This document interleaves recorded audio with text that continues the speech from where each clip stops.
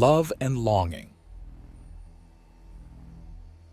Not something I expected on my honeymoon, Vernon remarks as he watches Miro Noir and the distressed women discuss. The day had barely begun, and not 10 minutes ago, a frantic Apuk woman had belied at them. Miro Noir had stepped in front, and the women had instantly grabbed on and started begging for help. The moment Miro Noir asked for clarification, she had started speaking fast and low. Too low for Vernon to catch anything beyond a few snippets.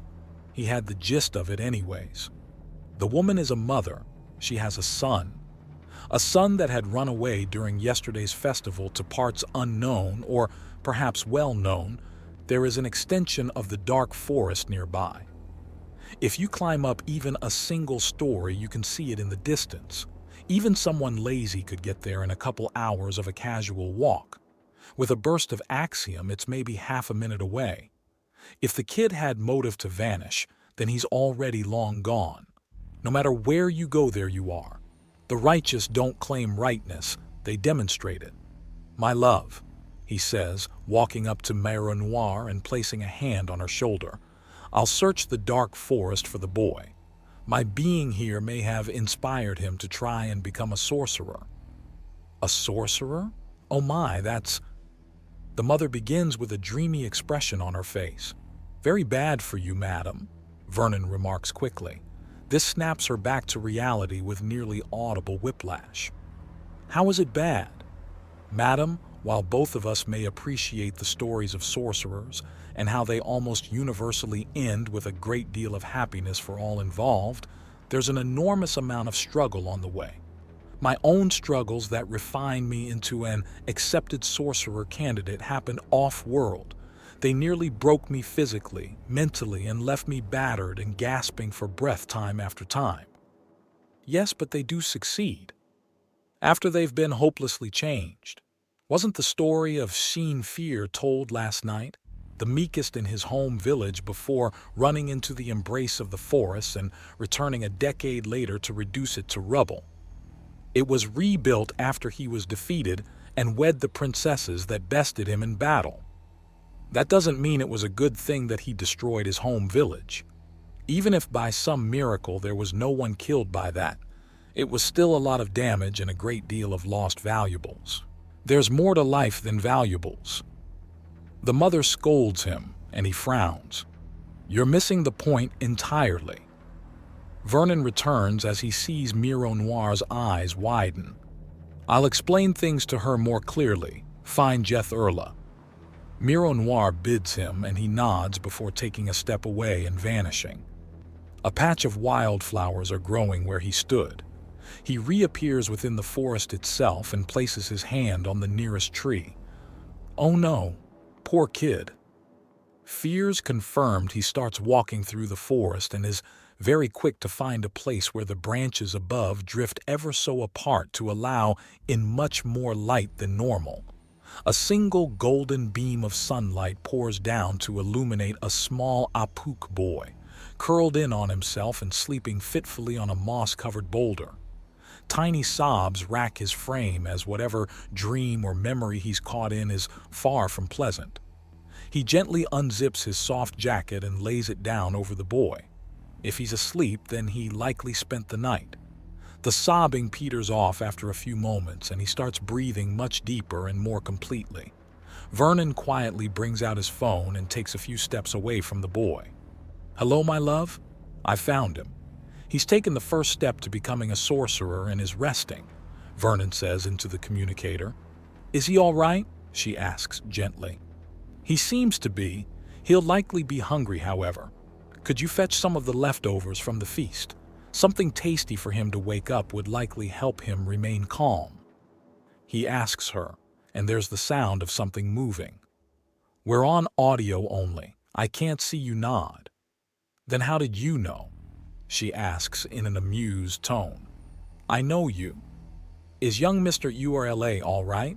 She asks after a moment. Physically, he's only a little dirty, but he's taken the first step. The forest will protect him now, and taking him out of the woods against his will shall require entire armies, Vernon answers. But he's safe? Very safe. If I leave him now, he'll survive, but we're in the prologue of one of those older stories, my love. This boy's 5 years away from returning with vengeance in his heart and the world shattering in his wake. Do you have a plan? First things first, I'm going to talk to him. See if I can help him with words alone. Of course, I'm going to have to wait for him to wake up first. If he's overtired with the forest looking to keep him safe, then moving him isn't the best idea, Vernon says. Right, okay. I'll get some food together. Will you meet me at the edge of the forest? Miro Noir asks, and he crouches down to put his hand on a protruding root. A path will open in the woods, wide enough for you to walk without issue. It will lead you here easily. All right, I'll see you soon. Miro Noir promises, and the call ends. Vernon tucks the communicator away and runs a hand through his hair in thought. He takes a few steps away and leans against the nearest tree as he thinks.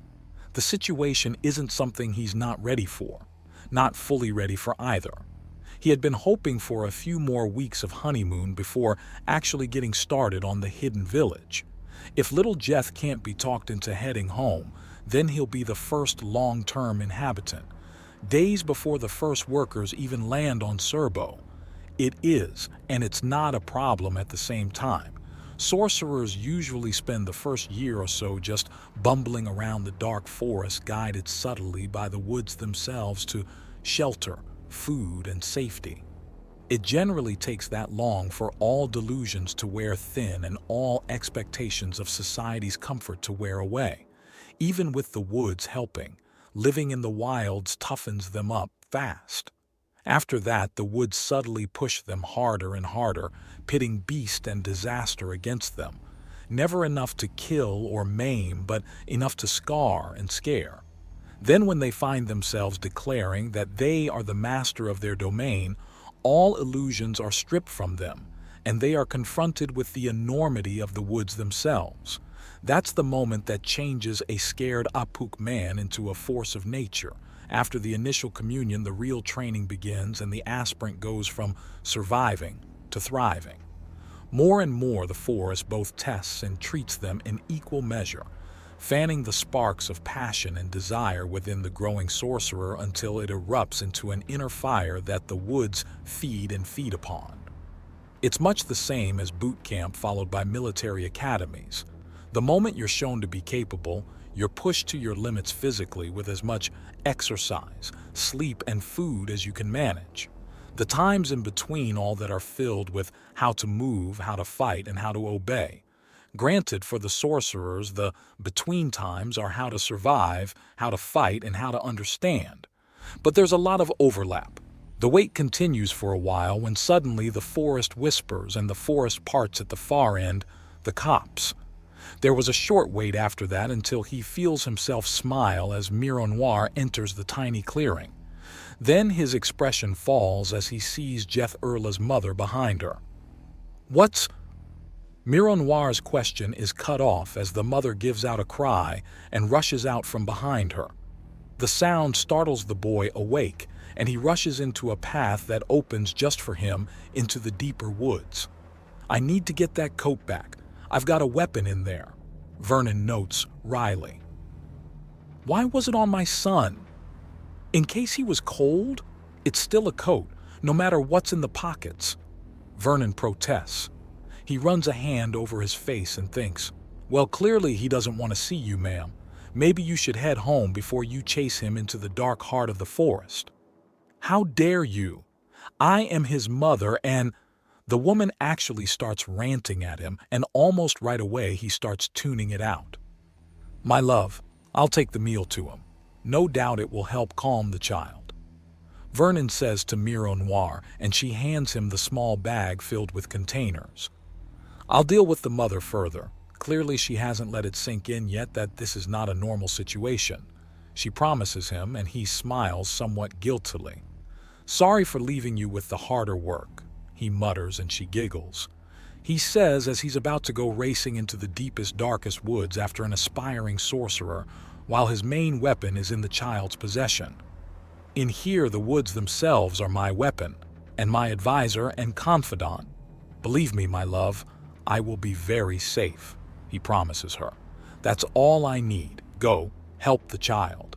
She bids him, and he kisses her on the cheek before a rush of wind blows a small curtain of leaves around him, and he's gone as they fall to the ground, deep in the dark forest.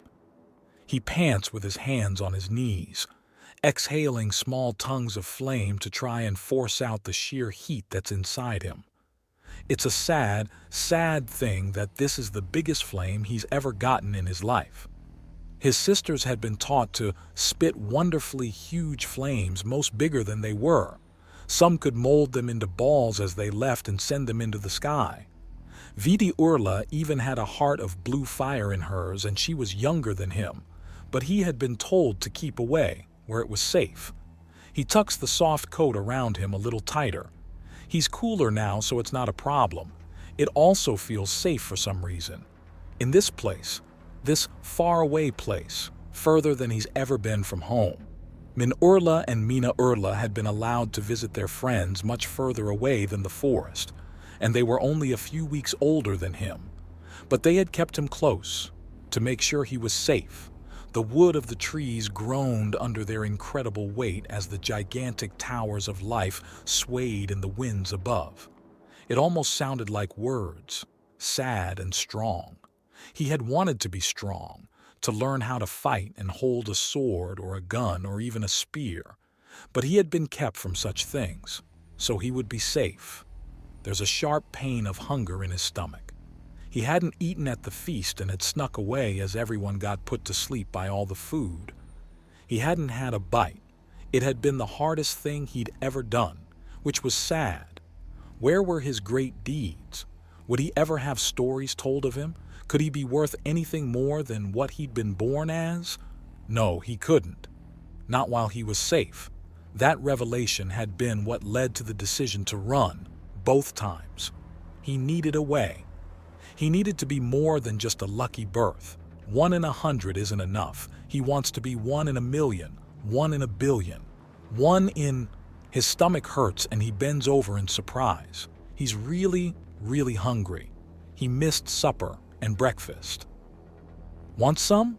A deep but soft voice asks from nearby, and he turns in shock. There is a large man there with short blonde hair and pale skin.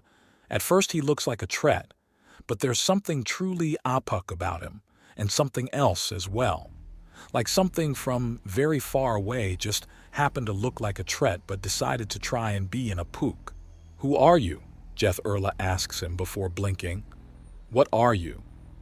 "I'm the man offering you some leftovers from last night's feast. Are you hungry?" Vernon asks, and Jeth Urla blinks for a moment before slowly reaching out to take the small container that Vernon's holding out to him. "Scrapings!" He cheers when he opens it and sees the crispy treat inside. He wastes no time and quickly eats a few. Tiny gouts of flame flash, cook them in his mouth to renew all the flavor and char them that extra little bit that he likes. "Slow down. No one's taking it from you, and choking tends to ruin a meal," Vernon says gently as he glances further into the small glade the forest had led the boy to. It's a wonderful place with moss-covered ground, a small clear creek and numerous stones and fallen branches to make a shelter with. Clearly the forest intends for this to be the boy's bedroom, for lack of a better term. "Who are you?" Jeth Urla asks again, and Vernon smiles.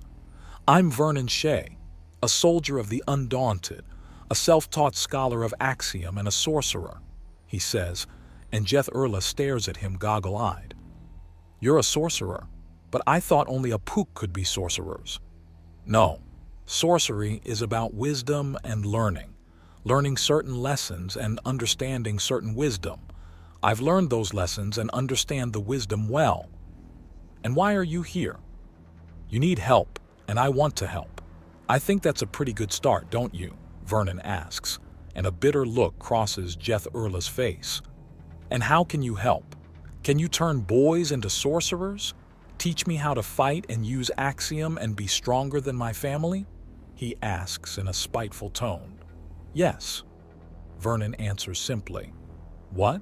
he asks in shock. "You have 2 choices. Go home or go big. Go home, and this is all just a story that might even be forgotten in a year or two. Go big. Well, it's a bit earlier than I thought it would be, but I can make it happen.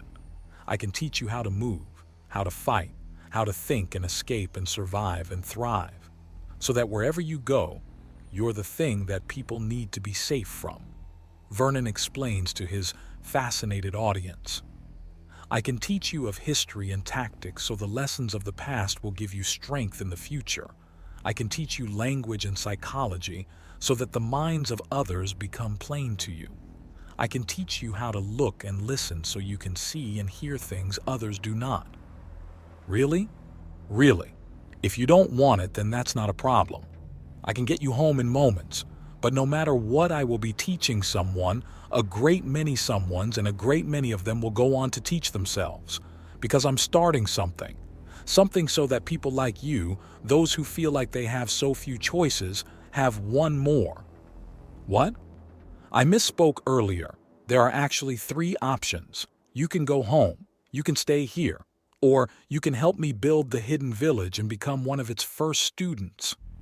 The Hidden Village? A place where people are taught sorcery as well as a fair number of tricks and tools of our own as well. What do you think? You want to go home? Fine. You want me to go home? Fine. You want me to help you make a new home? Fine. Is this real? The Empress herself wants me to make the Hidden Village. Oh, and I'm sure she told you that herself. Jeth Erla grumps and Vernon chuckles. What's so funny? She did. And when did you meet her? Not long after I deliberately broke my own armor in a shellcracker tournament to prove a point. When did you do that? Jeth Erla demands, and Vernon chuckles. He then pulls out all the containers and puts them in front of the child. Best for you to eat while I explain. The story's a little long, Vernon says, and Jeth reaches for the nearest one. Now to begin with, my kind, the humans live deep in cruel space.